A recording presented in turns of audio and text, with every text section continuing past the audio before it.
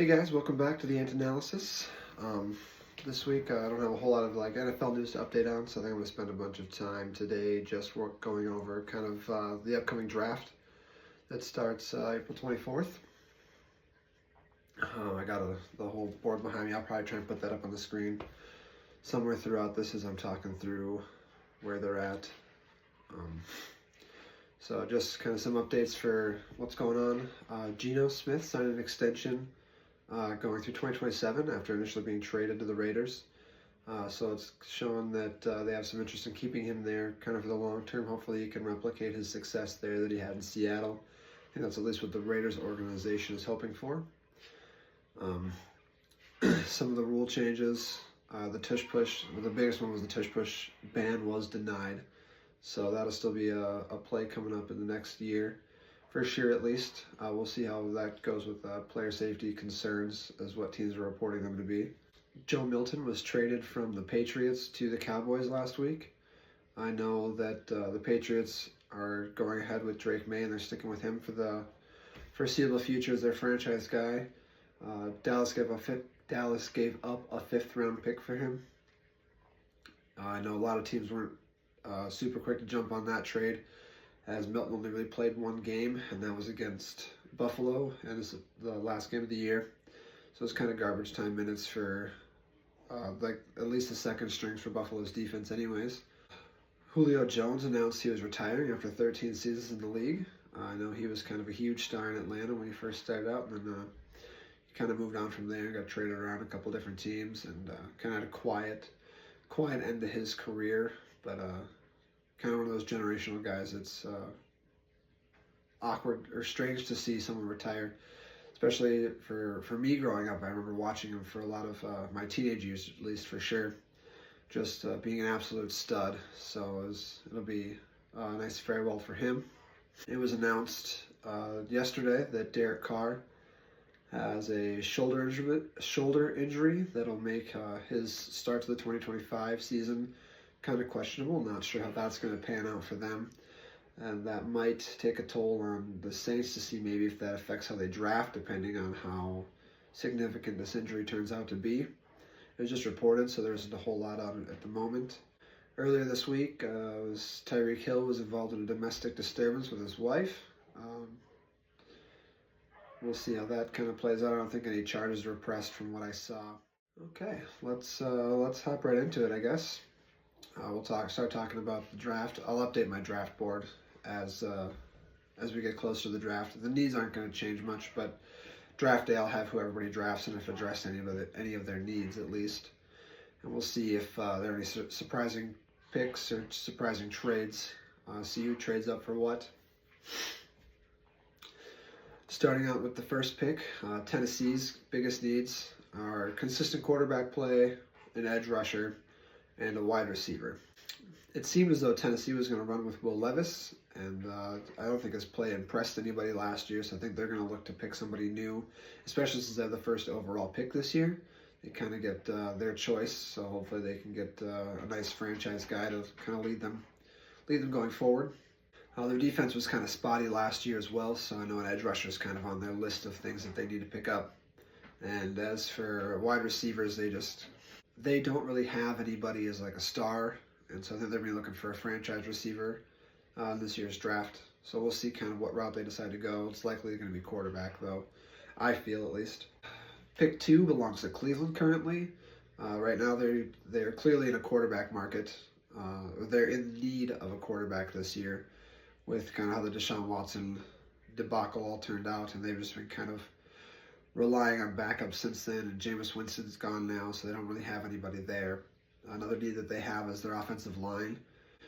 When Winston was playing, he was under duress a lot, so I think that'll be something that they want to try and shore up in this year's draft for sure. Not sure if they'll spend a pick in the first round for it. I think they'll probably go quarterback. And an edge rusher, I think, to pair alongside with Myles Garrett after his big contract will be kind of nice to get them on the up and up, I think. The Giants have the 3rd overall pick this year, so they just signed 2 quarterbacks this offseason, so we'll see how that kind of plays out. I don't foresee them picking a quarterback in the first round, I should say. I think the Giants will be the surprise pick if they do pick a quarterback, so we'll see how that goes. I know they also need an offensive line. They need offensive linemen this year. I also think the Giants will be looking to shore up their front seven on defense as well, between their linemen and their linebackers. And I know another need that they have is to maybe find a nice playmaker for someone to play along Malik Neighbors. New England's got the fourth pick. I think their biggest need this year is going to be offensive line, just to help Drake May just kind of feel settled in the pocket there. Give him some time to make decisions and get throws out. Other than that, after linemen though, I think that their next need would be to pick up a wide receiver, just for someone to have made a target. Let him kind of blossom, get him a nice big playmaker, especially that early on in the draft. Otherwise, I can see New England actually trading out of the fourth pick and using it to acquire more picks, especially if they feel like they're in a pretty decent position to find somebody on the backs to find somebody in the later rounds, I should say. The fifth pick belongs to Jacksonville. Their biggest need is definitely on the defensive side of the ball. They got to work on their defensive line to get guys in there who can kind of shake up plays and get quarterbacks off their spot and help them just kind of be more aggressive on the defensive side. And they also, I think they'll be looking for cornerbacks as well, corners and safeties at least. Really, to help that secondary out. They were pretty beat up last year. They didn't really perform that great. So we'll see how they pick. I think they're in a good spot to make some moves there. So we'll see kind of who they pick up. The Raiders have the sixth pick in the draft this year. I think their biggest need will be to address their running back position after they let Josh Jacobs go in free agency last year to the Green Bay Packers. Especially gives Geno somebody solid to stand behind him to take hands, and hopefully they can find somebody who can be a solid pass catcher out of the backfield too, really be a dynamic dual threat back. They also need wide receiver help. Vegas doesn't really have any really star-studded wide receivers. They've got a great tight end, but they don't really have a true wide receiver one, I don't think, there. So that would be extremely helpful for them.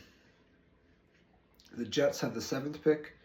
I think their plan is to really work on their offensive line. When Rodgers played there this last season, he was scrambling a lot more than he probably should have been for being just about 40 years old. So, especially after coming off a season where he tore his Achilles because of pressure. So I think the Jets will look to shore up that first to really give Justin Fields a chance to be able to stand in there and throw the ball from the pocket. I think the Jets also have the opportunity to look for a wide receiver here at the seventh spot, somebody to give Justin Fields another weapon, first of all, and then somebody to help take away some pressure from Garrett Wilson to see if Wilson can have another breakout. The eighth pick belongs to Carolina. I think their biggest needs are definitely on the defensive side of the ball, whether it be edge rusher, safety, or corner. Their defense got absolutely ripped apart last year. I think a lot of Carolina fans would love to see them pick up a weapon on the offensive side of the ball for Bryce Young to kind of flourish with and expand upon at the end of the season from last year. But I think for them to actually kind of excel and take the next step as a team, I think their defense needs to step up, and I think that'd be the great place for them to take somebody at the 8th spot. The 9th pick belongs to the Saints. It looks like their biggest needs are cornerback, offensive lineman, a wide receiver, for someone to play alongside Chris Olave, and the defensive line. So we'll see. They're kind of in a nice spot at the 9 to kind of pick whatever they feel is best needed. I know this draft is supposed to be a pretty defensive-heavy draft. The 10th pick belongs to the Chicago Bears. I honestly think that their biggest needs are definitely going to be on their defensive line as well. Like I said, this will be a very defensive-heavy draft. So I think Chicago is really going to get kind of anybody that they're looking for here, especially at the 10th spot. There's some analysts saying that they should look at offensive line to maybe help out some of the guys that they just picked up. But I think they made a lot of moves in free agency this last year. And I think they still have a lot of money. They can sign some of these guys to longer-term deals that they should probably definitely focus on their defense first, at least in this draft, before they start working on their offensive line. I think they should give the new guys they signed a chance to really get themselves set up in their system first. before trying to find replacements for him. The San Francisco 49ers have the 11th pick, and I think they're going to be another team that's going to be looking to bolster their defense, especially with how hard they were hitting free agency. Their star D lineman is Trent Williams, and he'll be 37 this year. So I think they're going to be looking for somebody that he can kind of coach up and teach to take over the backside for him. And I think they'll be looking for somebody to run the other edge, opposite Nick Bosa. I think that'll be two of their biggest spots. And if they decide not to look at defense, I guess offensive line to really help Purdy out this year. I think those would be their biggest needs for sure. The Cowboys pick at 12 this year. I think they're probably going to be looking at a wide receiver, this kind of middle spot in the draft, or the first round, I should say, just due to they don't really have anybody consistent to play alongside CeeDee Lamb. They have some pretty decent weapons, but most of them look like they play special teams minutes at the time. At this time, they don't really have a clear-cut wide receiver too, so I think that'll be their shining spot in the draft this year at number 12. Otherwise, I think they'll be looking to pick up a cornerback, someone to play alongside Trayvon Diggs, or maybe even a linebacker this year. Miami picks at 13. I think it's pretty clear that their biggest needs are definitely going to be offensive line. With Tua's history of concussions, I think trying to get him protected will be a pretty important task for the Miami office there.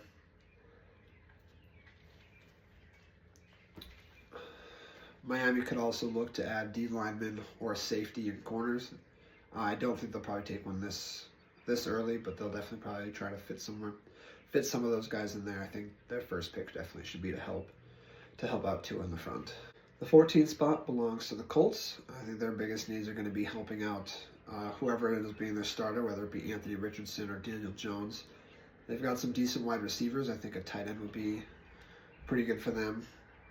Otherwise, offensive line I know Richardson ran quite a bit last year, just kind of escaping and scrambling, so I think offensive line would be another good pickup for them here. Atlanta picks right after them at the 15th spot. I definitely think that defense should be their biggest additions here, this spot. Just their defense was pretty bad last year. And if they're going to go forward with Penix, I think they've got the weapons already in offense, especially with Kyle Pitts at tight end. I think if they can start to utilize him the way I think his size and athleticism allows, they can be pretty explosive. So I think they should really work on their defense in this year's draft. Arizona holds the last spot in the first half at 16. Their biggest needs are going to be offensive line, wide receiver, and an edge rusher. They will probably go offensive line here as well. I think Murray's had quite a list of highlight plays of him having to scramble out of the pocket. And hopefully, I think they're going to try to help shore that up so he can make a little bit more better decisions from standing inside the pocket instead. Otherwise, another wide receiver to pair along Marvin Harrison Jr. I think would be a good addition for them. Cincinnati picks at the 17th spot. They'll definitely be looking to shore up their defense, especially with how bad it played last year and how much they put a lot of money this year already into keeping their offense alive and explosive. So I think they'll try to look for either somebody to replace Trey Hendrickson or somebody to play alongside him if they do get a deal done. I think those will be their biggest needs. Seattle holds the 18th pick, and they're also another team that's looking for an offensive lineman this year. I know Geno was sacked quite a bit last year, and now they're going to have Sam Darnold in the pocket. So he'll definitely need some help being able to stand in there. They signed 2 wide receivers this offseason. A lot of analysts are saying that they should probably target somebody else, especially since Cooper Kupp is getting up there. And he's pretty beat up for how long he's been in the league for, so they should be looking for somebody to kind of take over and learn from him. Otherwise, they've only got one corner on roster. There's only one starting corner, I should say, on roster for this year, so they'll probably look to shore up that spot. Tampa Bay is in a position where they really only need defensive players this year at the 19th spot. Their biggest needs to look to be linebacker, cornerback, edge, and safety. So I think they're in a pretty good position in the 19th spot to really get kind of whoever they want to, like I said, especially in a defensive-heavy draft this year. So it'll be interesting to see kind of where they pick it. I think they'll probably lean towards linebacker at the first one, which would be a good addition for them, especially since Levante David has been there for about 10 or 11 years now, so they'll be looking for somebody for him to really bring up and show the ropes to. The Broncos have the 20th pick in this year's draft, and I think they'll be definitely looking to draft some offensive weapons to really help Bo Nix out, especially with how well he played this last year, despite having really a lot of weapons to play with. Their defense really helped carry them through the season and helped get them a lot of wins. So I think they'll either look for running back or wide receiver at the first pick at least. And Cortland Sutton is the only really star wide receiver they have on roster at the moment. So I think they'll try and find somebody to run alongside him. Pittsburgh picks in the 21 spot. I think they'll probably look for running back in this year's draft. It'll all kind of depend, though, on if they end up getting a deal signed with Rodgers to play quarterback there or not. Otherwise, their biggest need is definitely going to be a quarterback for the future. I can see Pittsburgh actually using this pick to trade up to try and get somebody. And if they do sign Rodgers, they'll probably end up having him sit for a season and really kind of learn the ropes, learn the system under Mike Tomlin, because I foresee Mike Tomlin being the Pittsburgh head coach for quite some time now. So I think Pittsburgh picking up a quarterback and letting him sit for a season, I think that'd be a really good decision for them. The Chargers at 22, I think will be looking to pick up an offensive weapon. They re-signed Mike Williams this last offseason. Other than that, they're kind of missing, I think, somebody to really star alongside how well Ladd McConkey played. The 23rd pick belongs to the Green Bay Packers. They're kind of in a weird spot with Jair Alexander right now, because that's kind of one of their needs if they can't get him signed to a deal. And with Christian Watson's injury coming at the end of the season last year, he'll be unavailable, I think, through at least week 9. And the Packers really don't have a clear-cut wide receiver 1 in their locker room, so I'm not sure if they'll try to pick somebody here. The Packers haven't picked a wide receiver in the first round since I think 2002. So it'll be interesting to see what we do there. Otherwise, some other needs that they're looking for, edge rusher, or both of their lines are kind of have a couple of holes. So we'll see how they pick there. The Vikings hold the 24th pick overall in this year's draft, and they actually only hold 4 picks overall. So it'll be interesting to kind of see what they do with that. They're kind of a team that did a lot in free agency this year, so they can honestly use this pick to trade away and get more picks in this year's draft to help bolster some of their positions. Because they did do a lot of work in free agency, they're in a pretty good spot, I think, going into this next year. One of their holes currently sitting as cornerback, which kind of due to the tragedy that happened last year with their first overall cornerback. Otherwise, safety is another need that they could be looking for here, with Harrison Smith getting up there in age, and for him to kind of mentor and really take over the reins of that defense. The 25th pick belongs to Houston. I think probably their biggest need is offensive line. I think I was reading that C.J. Stroud was pressured on 68% of his dropbacks, which was more than any other quarterback in the league. Another spot that they could be looking to fix, not necessarily fix, but help out, would be their wide receiver room, especially with Diggs leaving in free agency. Nico Collins is really their only star there, so I could see them picking somebody to play alongside him. The Rams hold the 26th pick. I think they'll be looking to bolster their defense as well, between linebacker, cornerback. They're kind of in a spot where they need some help there. I can see them going wide receiver or tight end here as well. With Cooper Kupp leaving, that's at least one of their really dependable spots open. So we'll kind of see how they use this pick in this first round. The Ravens have the 27th pick in this year's draft. I can see them going offense here for this pick, just due to the fact that Lamar had to scramble quite a bit last year. I know he's got a nice highlight reel of plays of him scrambling and making big plays to help the team win. But I think if they could pick someone here to help them out so he doesn't have to scramble on half of his plays, I think that'd be good for them. Detroit has the 28th pick in this year's draft.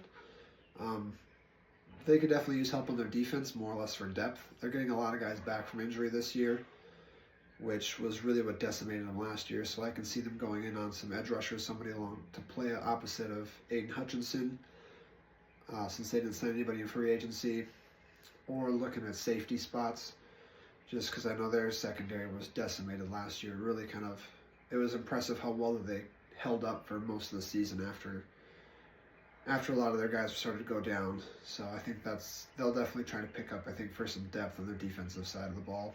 The 29th pick belongs to Washington. I definitely see them going defense in the first round, especially this late in the first round at least, just due to how well their offense played last year, with Jaden Daniels being a rookie. I can see them trying to shore up their defensive spots, whether it be an edge with Dante Fowler leaving, or a cornerback just to help them out, just to try and shut teams down, so they don't have to be don't have the need to be as explosive on offense to really take games home. At the 30th spot is Buffalo. They're kind of in a weird position on defense. They've got a lot of players who are on contract seasons this year, like Daquan Jones, AJ Epinesa, and Joey Bosa, which was their big free agent signing this year. But I know they're kind of in a. They could be looking for a wide receiver. Otherwise, I think they'll definitely be looking for defense as well, with how heavy this draft is there. At the 31st overall spot is Kansas City. I think they'll be looking to also kind of fix up their defensive line and their edge rushing spots, maybe even a safety here. They could use an offensive lineman, but I don't really know if I'll see one go there. Just with how they got handled, I think, in the Super Bowl last year really kind of was an eye-opener for some of the spots that they were missing on defense. So I think that's what they'll do with this pick. And the Eagles have the last pick in the first round.